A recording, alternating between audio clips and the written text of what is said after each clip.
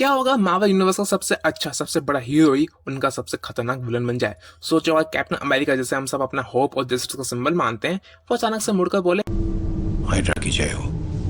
सुनने में अजीब लगता है ना, लेकिन भाई यही हुआ था मार्वल कॉमिक्स में। और अवेंजर्स डूम्सडे में भी क्या ये होने वाला है, वो जानने से पहले देखते हैं कैप्टन हाइड्रा की पूरी हिस्ट्री और कैसे इसका अंत हुआ इन मार्वल कॉमिक्स। सबसे पहले चलते हैं कॉमिक्स की दुनिया में और समझते हैं कि आखिर कैप्टन हाइड्रा पैदा कैसे हुआ। ये पूरी स्टोरी 2017 की कंट्रोवर्शियल और epic comic event secret empire से जुड़ी है।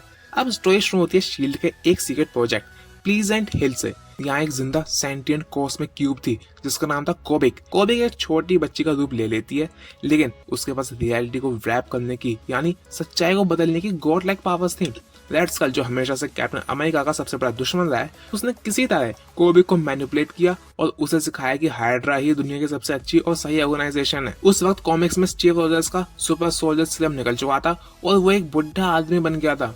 एक बैटल के दौरान जब स्टीव मरने वाला था तो कोबिक अपनी पावर का यूज करके स्टीव की यूथ यानी जवानी वापस ला देती है। लेकिन यहाँ एक बहुत बड़ा ट्विस्ट है।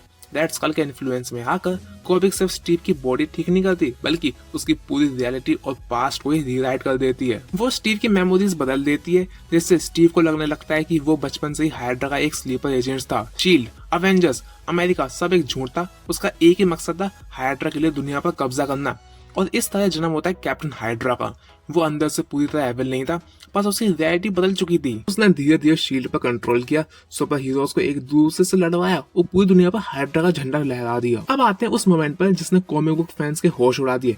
सीक्रेट एम्पायर इशू 1 में एक ऐसी छवि दिखाई गई जिसने सबको हिलाकर रख दिया। कैप्टन हाइड्रा ने थॉर का हैमर म्योनिर हवा में उठा रखा था। हम सब जानते हैं कि ओडिन के एन्चेंटमेंट साफ कहते हैं, whosoever holds this hammer, if he be worthy, shall possess the power of Thor। तो एक डिक्टेटर, एक फास्टेस्ट हाइड्रा लीडर वर्दी कैसे हो सकता है? क्या हैमर का मॉडल कंपास खराब हो गया है? इसका जवाब काफी डीप और ऑथेंटिक है।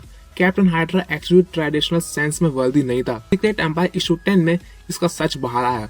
मैडम हाइड्रा यानी एलिसा स्किनर के पास कॉस्मिक क्यूब का एक छोटा सा टुकड़ा था। उसने उस कॉस्मिक टुकड़े की रियलिटी रैपिंग मैजिक को यूज करके म्योनिर के ऊपर से ओडिन का ओरिजिनल इंचेंटमेंट को टेम्परेली रीराइट कर दिया था। इसलिए इंचेंटमेंट बदलने की वजह से कैप्टन हाइड्रा उस हैमर को उठाने में कामयाब हो गया। लेकिन एंड में क्या हुआ? असली स्टीव रॉजर जिसकी पूरी मेमोरी और सोल कोबिक के अंदर कैद थी वापस आता है। वो कैप्टन हाइड्रा को हराता है और बिना किसी कॉस्मिक चीट कोड के अपनी असली वर्दीनेस से म्योनिर को उठाकर कैप्टन हाइड्रा के गाल पर एक सॉलिड ब्लो देता है। तो भाई ये थी कैप्टन हाइड्रा की फुल कॉमिक बुक ओरिजिन और एंडिंग की स्टोरी। अब हम देखें अवेंजर्स डूम्सडे में तो लोग कह रहे हैं शायद ये कैप्टन हाइड्रा है क्योंकि इसकी आंखें काली हैं, ये हंस रहा है। मे भी हो भी सकता है और या मे भी नहीं। बाकी मैं तो बड़ा एक्साइटेड हूँ इसके लिए। आपको वीडियो कैसे लगी कमेंट्स में बताना। बाकी तो God bless you all and जय हिंद।